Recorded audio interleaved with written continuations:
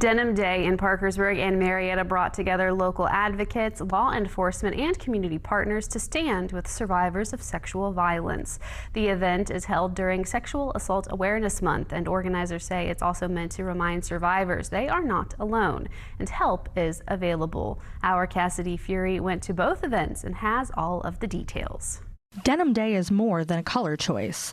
Organizers say it's a community-wide statement of support for survivors and a chance to connect people with help.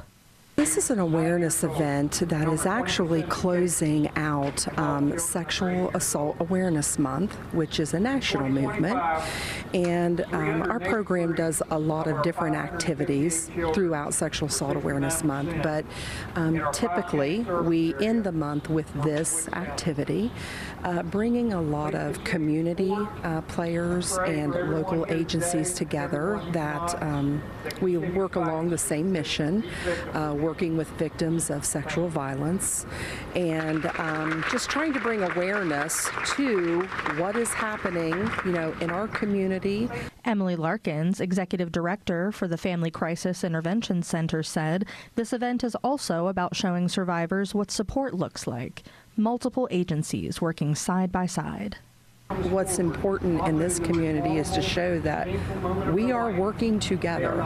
We are standing united as one. Really to show that importance that we understand each other's roles, even though that we all provide different roles.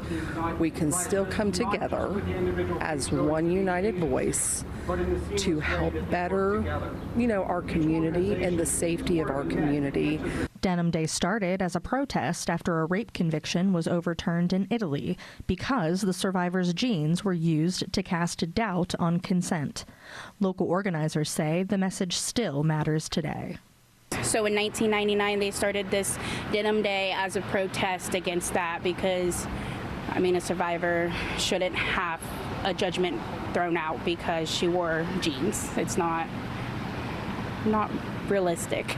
Letitia Boehm, shelter director for Eve Inc., said it's Marietta's first Denim Day event. The event included resources from multiple organizations, plus a walk designed to show public support and share information along the route.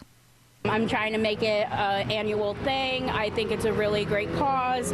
Being a survivor myself, my heart and soul really goes into something like this. So I'm hoping it will just grow as the years come. We'll be able to add different fun things to it and just have an awesome turnout. Boehm said whether someone needs help today or years from now, the most important message is that survivors should be believed and support is available. Reporting with WTAP News, I'm Cassidy Fury.